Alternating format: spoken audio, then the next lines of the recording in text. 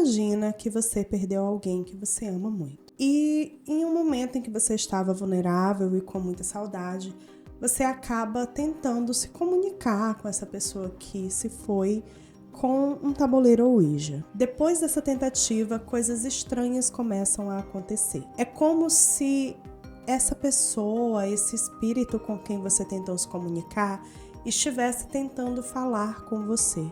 Você ouve batidas nas paredes, você pede para a pessoa responder quando você bate e ela responde de volta. Mas depois de um tempo, as coisas começam a ficar mais assustadoras e macabras. As coisas mudam de lugar na sua casa.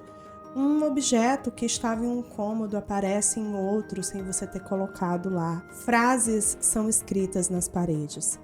Você começa a ter medo que algo sobrenatural esteja acontecendo. Mas você descobre que talvez o que está acontecendo seja ainda pior do que o sobrenatural e que tenha um estranho morando dentro das paredes da sua casa. Oi, eu sou a Nelly, sejam todos muito bem-vindos ao Creep On, esse canal que se dedica inteiramente a falar sobre mistérios, histórias sombrias e crimes reais. No episódio de hoje, Daniel LaPlante, ou o garoto que morava dentro das paredes.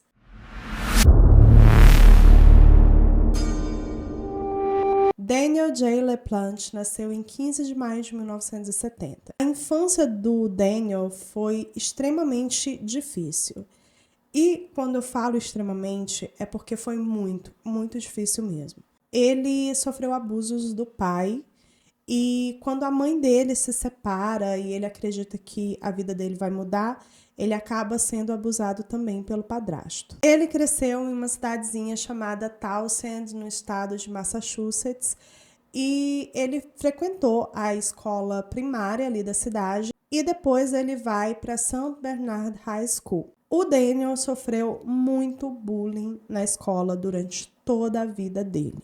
Ele chegou a correr e jogar futebol no ensino médio, mas ele acaba largando o esporte e a vida dele não era nada fácil, nem em casa e muito menos na escola. Ele foi diagnosticado com dislexia muito cedo e por conta disso ele sofria ainda mais bullying. Alguns de seus colegas o descreveram como assustador e estranho. O Daniel era considerado um solitário e uma pessoa estranha, tanto pelos colegas dele, quanto pelos professores. E ele não tinha bons hábitos de higiene, tá?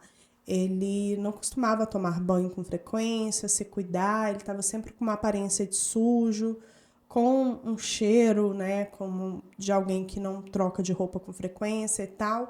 E isso piorava ainda mais a situação, né, porque ele sofria mais bullying ainda devido a isso. Na vizinhança dele, os vizinhos consideravam ele estranho e perturbado. Então, o Daniel começava a se isolar cada vez mais, porque as pessoas não aceitavam ele muito bem, achavam ele estranho, não gostavam dos hábitos, né, dos maus hábitos de higiene que ele tinha, e isso ia fazendo com que ele ficasse cada vez mais recluso, estranho e isolado. Durante a adolescência, ele foi encaminhado para um psiquiatra e foi diagnosticado com transtorno de hiperatividade e déficit de atenção. Então, assim, ele já sofria muito bullying e ele tinha dificuldades de aprendizado, que eram, obviamente, ocasionadas pelo déficit de atenção e pela hiperatividade. Só que, por conta dele ter essas dificuldades, ele era ainda mais taxado como burro, como esquisito, né? Todas essas coisas. E assim, gente, eu não tô aqui passando pano pro Daniel pelo que ele fez, tá? Dizendo que é culpa de quem cometeu bullying com ele. Não é isso que eu tô aqui pra falar, tá certo? Só que passar pano para quem cometia bullying com ele, também não é uma postura adequada. O bullying, ele é, sim, uma situação terrível, e eu falo isso como uma pessoa que sofreu muito bullying na escola durante praticamente todo o meu ensino fundamental. Eu acho que eu comecei a parar de sofrer bullying no ensino médio, mas durante toda a minha vida escolar, até o final do ensino fundamental, eu sofri muito bullying e eu sei que isso é uma coisa muito ruim. É óbvio que nem todo mundo que sofre bullying comete crimes, né? Eu nunca cometi um crime, mas tem níveis também, né? Eu acredito que tenham pessoas que passam por situações ainda piores. A minha intenção aqui não é justificar os atos do Daniel pelo fato dele ter sofrido bullying. Só que eu também não vou aqui falar pra vocês que o fato dele ter vivido tudo isso que ele viveu, diversos abusos, bullying na escola, as pessoas rejeitando ele, talvez não tenha intensificado ou feito com que o processo dele de se isolar e de cometer crimes tenha acontecido. Então, assim, a gente não sabe, eu não sou psicóloga, eu não sou especialista, mas não dá para passar pano para nenhum dos lados. Essa que é a verdade. Durante as sessões que ele tinha com esse psiquiatra, né, que diagnosticou o déficit de atenção e hiperatividade nele, ele foi abusado pelo psiquiatra também. Então, uma pessoa que iria, né, teoricamente cuidar dele, ajudar ele, proteger ele, foi outra pessoa que também machucou ele. Então, isso meio que era um padrão, né, na vida do Daniel. O pai, o padrasto, o psiquiatra, os professores, todos os adultos, né, que tinham ali ao redor dele, estavam sempre menosprezando ele, machucando ele, abusando dele. Por volta dos 15 anos de idade, o Daniel começa a cometer furtos e ele começa a cometer crimes de invasão domiciliar. Então ele invadia casas e furtava objetos de dentro dessas casas. Depois de um tempo, cometer furtos passou a ficar meio que sem graça para o Daniel. Então ele começou a fazer jogos mentais com os moradores das casas. Ele trocava coisas de lugar, né? Uma coisa estava num lugar, ele tirava, colocava em outra. Ele tirava objetos de uma casa e deixava em outra.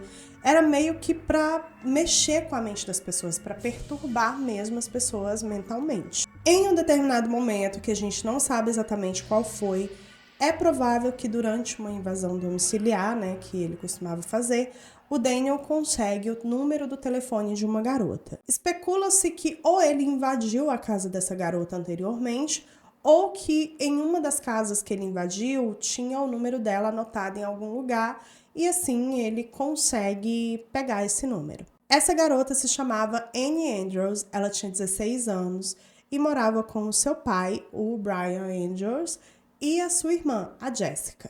Em meados de 1986, a Annie recebe o telefonema de um jovem chamado Daniel LaPlante. Ela diz que ele fala no telefone para ela que eles estudavam na mesma escola, que ele tinha conseguido o número do telefone dela com um amigo em comum, e eles começam a conversar. Ele conversava com as duas irmãs, tá?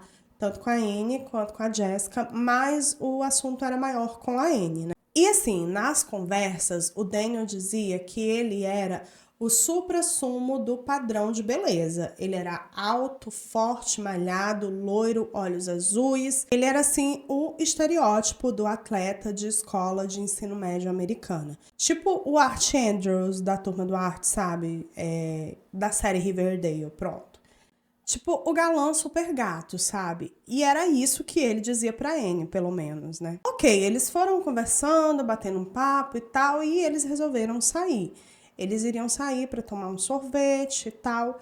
No dia do encontro, o Daniel chega na casa da Annie e quando ela atende a porta, ela se depara com uma pessoa totalmente diferente do que ele havia descrito para ela. Ele não era loiro, ele não tinha olho azul, ele tava com umas roupas sujas, o cabelo oleoso, uma aparência realmente suja, sabe? E é óbvio que isso chocou a Annie, né, gente? Apesar disso, ela fica meio assim com a situação, mas ela concorda em sair para tomar um sorvete com ele e tal. Até porque a Annie diz que ela não ligava muito para a aparência, que ele não precisava ter mentido para ela, sabe? O problema não era nem ele não ser o suprassumo do padrão de beleza. O problema era ele ter mentido para ela, né? Tipo, ele meio que catfishou ela, porque ele mentiu sobre absolutamente tudo. Mas mesmo assim, a Annie resolve dar uma chance e ir tomar um sorvete com ele. Durante o encontro, o Daniel começa a fazer perguntas muito estranhas para Annie. A Annie havia perdido a mãe dela há pouco tempo. A mãe dela tinha morrido devido a um câncer. E ok, eu acho que é normal, às vezes você tá conversando com a pessoa e a pessoa comentar com você que perdeu alguém muito próximo e você, nossa, que triste, o que aconteceu, sabe? Tipo, perguntas assim e meio que consolar a pessoa. Mas o fato era que as perguntas do Daniel, elas eram muito específicas, tipo, a sua mãe sentia muita dor? Como ela ficava quando ela sentia muita dor? Sabe, eram perguntas que começaram a incomodar a Anne. E depois de cerca de 1 hora, que eles tinham saído para tomar um sorvete, ela encerra o encontro e volta para casa. Depois disso, eles não se falam mais. As meninas continuaram ali vivendo a vida delas e tal, e meio que esqueceram do Daniel LaPlante. Um dia, elas estavam conversando e elas duas, tanto a Anne quanto a Jessica, sentiam muita falta da mãe, né? Elas tinham perdido a mãe há pouco tempo, então ainda era uma coisa que afetava muito elas. Então elas resolvem fazer uma sessão com o tabuleiro Ouija para tentar se comunicar com a mãe delas. E no mesmo dia em que elas fazem essa sessão, elas começam a ouvir batidas nas paredes. E elas ficam até animadas, porque elas, nossa, deu certo, é a nossa mãe. E aí elas meio que vão batendo, sabe? Tipo assim, fazendo perguntas e pedindo pra que responda com batidas. Tem alguém aí? Se sim, dá uma batida. E dava uma batida e tal. E elas ficam animadas. Só que as coisas vão mudando de figura. Porque acontecem coisas muito estranhas. Por exemplo, os móveis começam a mudar de lugar sem que elas tenham mexido. Coisas começam a sair, objetos que estão em um cômodo começam a aparecer em outro, coisas sujas começam a aparecer pela casa, várias coisas assim bem estranhas. E as meninas começam a desconfiar que elas não tinham contatado a mãe delas, e sim um espírito ou uma entidade muito ruim. As meninas então contam pro Brian, pro pai delas, o que tá acontecendo, mas o Brian acha que elas estão meio que inventando história para chamar a atenção dele. Porque, gente, o Brian tinha perdido a esposa, ele estava tendo que trabalhar dobrado, porque agora não tinha mais 2 salários, tinha só um na casa. Então ele tinha que trabalhar muito e ele acabava não conseguindo dar atenção para as meninas que ele sabia que elas queriam e que elas precisavam. Mas ele não tinha opção, ele tinha contas para pagar, ele tinha 2 filhas para criar, então ele tinha meio que se virar nos 30 mesmo. Em janeiro de 1987, depois de meses das meninas estarem vivendo essas experiências, batidas nas paredes, durante a noite inteira, os móveis mudando de lugar, coisas realmente muito perturbadoras, elas começam a ouvir alguns barulhos estranhos vindos do porão. E aí elas pegam facas e descem até lá. Chegando lá, elas veem na parede, escrito com algo vermelho que parece sangue, uma frase: "Estou no seu quarto, venha me encontrar". O que as meninas fazem? Elas vão até o quarto? Não, elas correm, saem de casa e vão pedir abrigo no vizinho. Muito sensatas, inclusive. Se as pessoas fizessem isso em filmes de terror, às vezes não acontecia tanta merda, né? Foi isso que elas fizeram e esperaram o pai delas chegar. O pai delas chegou e não acreditou nelas, né? Ele disse que achava que era elas que estavam fazendo aquilo para chamar atenção e acaba levando elas ali para ter aconselhamento psicológico. Algumas semanas depois, a Anne entra no quarto dela e, escrito novamente com aquela coisa vermelha que parecia sangue, estava a seguinte frase: "Estou de volta, encontre-me se quiser". O que ela faz? Ela pega a Jessica e corre para casa do vizinho de novo e de lá ela liga pro pai. O pai volta e ele tá bravo, né, a essa altura do campeonato, porque ele não acreditava nas meninas mesmo. Ele achava que eram elas que estavam fazendo tudo aquilo pra chamar a atenção dele e tal. Então ele fica bravo, briga com elas, deixa elas lá na casa e vai até a casa dele. Chegando na casa, ele se surpreende, porque a casa tá completamente bagunçada, tudo revirado, e as meninas não tinham comentado nada disso com ele. Então ele sobe até o quarto da Anne e ele se depara com uma cena totalmente surpreendente. O Brian então sobe até o quarto da Anne e, além das frases que ela já havia relatado para ele, que estavam na parede, ele lê outra frase: "Case-se comigo". Ele acha aquilo estranho, mas o pior ainda estava por vir. Quando ele olha para o lado, ele se depara com um rapaz magro e alto, que estava usando as roupas da sua falecida esposa e também usava maquiagem. O rapaz parte para cima dele, eles começam meio que a brigar ali. De repente o rapaz, o invasor, dá um empurrão no Brian, ele cai, fica atordoado e quando ele consegue se levantar, ele já não vê mais o invasor. Então ele sai da casa, vai para a casa do vizinho e de lá ele liga para a polícia. Os policiais então começam a revistar a casa, procurar por todos os lados e é aí que eles descobrem o fato mais sinistro de todos. Tinha uma espécie de túnel atrás do armário embutido do quarto da Anne. E esse túnel, ele dava para um vão que ficava entre as paredes da casa. E eu pesquisei um pouco e isso é comum nos Estados Unidos, ter esse vão assim que cabe até uma pessoa dentro. E esse túnel, essa espécie de vão, ele estava por toda a casa. Então, o invasor, ele poderia, a partir desse túnel, acompanhar as meninas pela casa inteira. E a polícia encontra roupas, restos de comida e até um colchão dentro das paredes. Eles encontraram o jovem que tinha entrado na briga com o Brian, encolhido dentro do túnel, tentando se esconder. A Anne acaba identificando o rapaz como Daniel LaPlante. E durante as investigações, a polícia descobre que ele estava há meses morando dentro das paredes da família Andrews. Tinham vários buracos nessa espécie de túnel dentro das paredes e ele conseguia observar as meninas de todos os cômodos da casa. O Daniel ficou só alguns meses internado em uma instituição juvenil e foi liberado em outubro de 1987. Cerca de um mês depois que ele saiu da prisão, ele volta a praticar assaltos e invasões. Infelizmente, invadir a casa da Anne Andrews e observar as garotas durante meses não seria o pior crime que Daniel LaPlante cometeria em sua vida. Durante uma das invasões domiciliares que o Daniel fez, ele encontrou 2 revólveres e ele pegou esses revólveres e levou para ele, Ele acabou furtando os revólveres. E essas armas seriam utilizadas em um crime que ele cometeria algum tempo depois. A família Gustafson morava ali próximo à casa onde o Daniel estava morando com a mãe e o padrasto. Ela era composta pelo pai, o Andrew Gustafson, a mãe, Priscila, e 2 filhos, a Abigail e o William.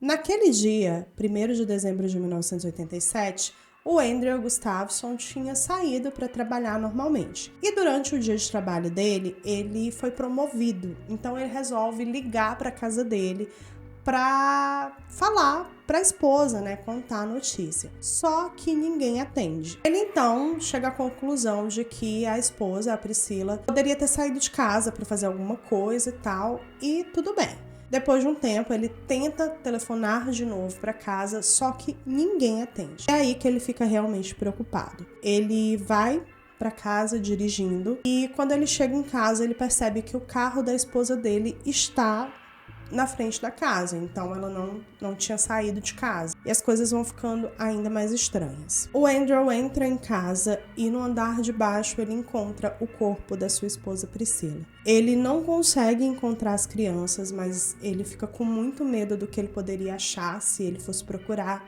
e ele chama a polícia. É aí que, ao chegar na casa da família Gustafson, a polícia encontra, além do corpo da Priscila, o corpo da Abigail e do William, que haviam sido afogados na banheira no andar de cima da casa. A Priscila, que estava grávida quando o crime aconteceu, foi violentada sexualmente pelo criminoso e recebeu vários tiros na cabeça, Então, uma morte completamente terrível. A polícia, então, começa as investigações e encontra uma testemunha que viu um rapaz suspeito de cerca de 17 anos que estava ali próximo à casa dos Gustafson naquele dia. Pela descrição, a polícia começou a procurar jovens, que já tivessem sido fichados e que se encaixassem no perfil, na descrição que a testemunha deu. E é aí que eles chegam ao Daniel. O Daniel tinha pego os 2 revólveres, em uma outra invasão que ele tinha feito, em um outro domicílio. E, ao que parece, ele já havia invadido a casa dos Gustafson anteriormente.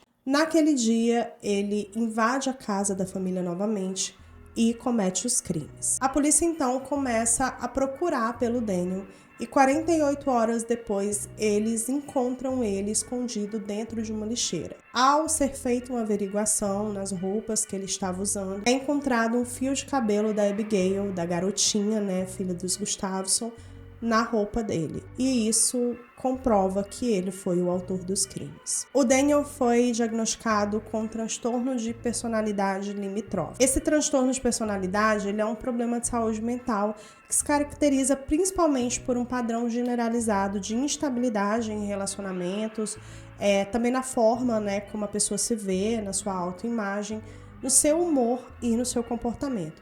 Também existe uma hipersensibilidade à possibilidade de rejeição e abandono. Então, o indivíduo não consegue aceitar ser rejeitado ou abandonado de alguma forma.